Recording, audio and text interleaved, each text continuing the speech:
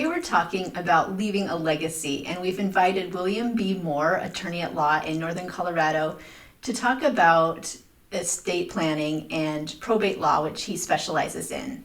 So Bill, we're going to turn it over to you. Hi, I'm Bill Moore. I'm an attorney in Fort Collins.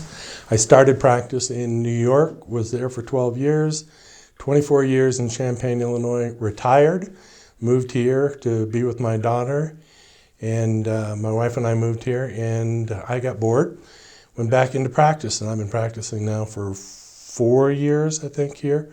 5 years. 5 years now in Fort Collins. So I focus entirely on estate planning, do some probate and a little bit of business law, and just have a fun practice going. Bill, could you share why someone would need a will?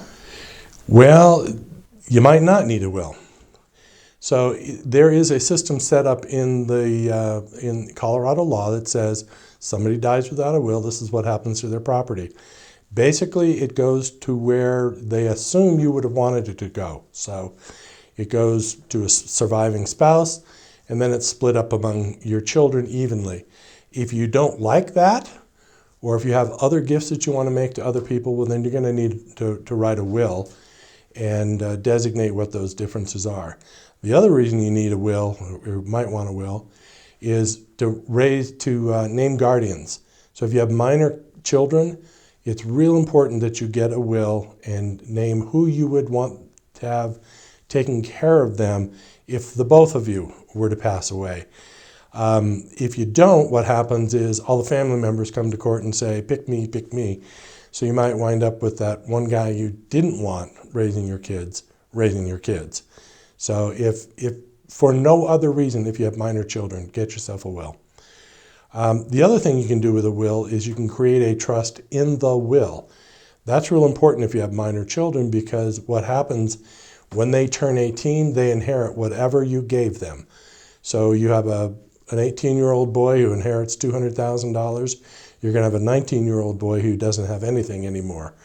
So you want to create some kind of trust that preserves those assets until your kid is, say, age 25, then maybe give them some at 30, maybe some at 35, and then there's some other planning things that you might want to do that we can talk about, depending on how responsible the child is and how much money is involved. The other three documents that I always push are the living will, which is, that's the, hey, if I'm on my way out, if I'm a vegetable, pull the plug, or don't pull the plug, whatever it is you want. That saves your loved ones from having to make that decision. That's really a very valuable document.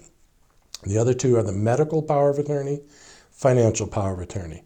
Financial power of attorney basically lets somebody else pay the bills and access your bank account and get things done, make sure your house is not foreclosed on while you are in a coma or you are on a ventilator.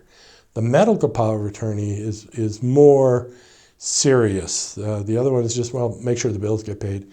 The medical is, they can make decisions about whether you would have surgery or something like that if you're not able to. So it could be senility, dementia, it could be you're in a coma.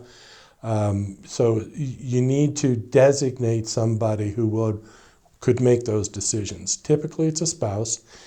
And then people start naming their children, and you might have one or more children that you would prefer to be making those decisions. Often I see a daughter is named as the medical power of attorney.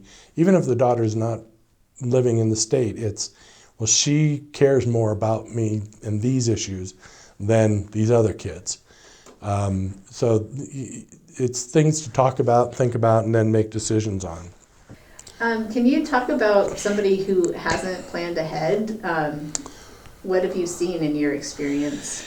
The big problem is when you have, say, 2 or 3 items of real estate and you have several pension accounts, and maybe you have some things like grandma's wedding ring that you want to go to a specific person. If you don't talk about how to deal with those things, what you do is you leave a mess for everybody behind to try to figure this out. And a good example of that is a man who I met probably 4 years ago. We started talking about what he wanted to do, and he had generally that kind of situation, had property in several different states. It was all in his personal name, and then some of them were jointly held with relatives, and he kept putting off decisions as to what he wanted to do, And I bothered him for a while, once a month or so, and then it got to every 6 months or so. And then I got a call from somebody that we both knew and said he had been killed in a car accident. And so now there's a big mess. How do we handle all that stuff? So it's on the one hand, nothing is urgent until you're dead, but then it's too late. So it's something you want to get to and take care of. Might not be something critical for today, but tomorrow or next week or next month, it might be. Well, thank you so much for your time, Bill. You're welcome, Aubrey. Thank you for your time, Bill.